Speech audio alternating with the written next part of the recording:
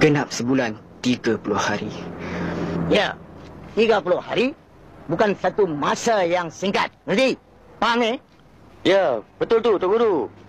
Dari masa ke semasa, kita perlukan tingkatan kecergasan kita.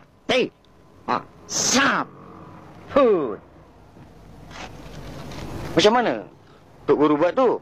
Kita perlukan kecergasan. Kerana dekat sini, garanti 2 minggu makan nasi kanji di hospital. Kalau jatuh ke bawah? Terus tersunat. Tok Guru, Amir datang. Assalamualaikum. Waalaikumsalam. Agak apa? Kenapa datang lambat, Mer? Datang teksi, Pak Guru. Motor tinggal di rumah.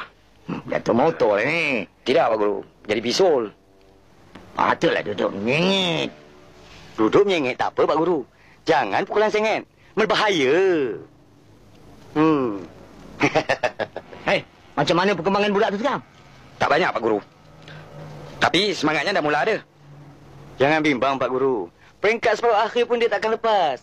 Antuk habis pecah 8. Tapi kalau aku...